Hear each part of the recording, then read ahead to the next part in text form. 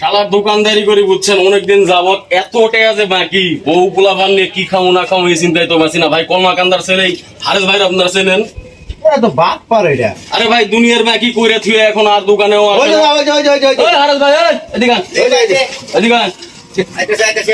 আজ নামা শুরু করছেন আপনি দোকানের বাকি দেন নাকি দোকানের বাকি দেন নাকি ভালো আছেন ভাই? ভালো আছি তো ভাই ভালো আছি ভালো রাখছেন আপনি দোকানের বাকি দেন নাকি বাকি দিয়ে দেবো ভাই। ওই 3 মাস যাবত আপনার বাকি পড়ে রয়েছে বাকি তো দেন না 1 মাসও বাকি দেন না আগামী বেতন দিয়ে দেন না ভাই। না আগামী বেতনের কথা আপনি বেতন এখন টাকা দিবেন আপনি ভাই আচ্ছা ঠিক আছে, দুইটা সিগারেট দেন।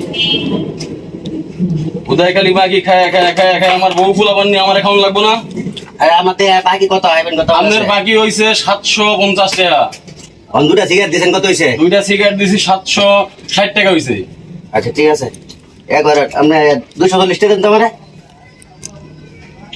এলেন 240 টাকা দেন 1000 টাকা দেন অন কত হয়েছে টোটাল?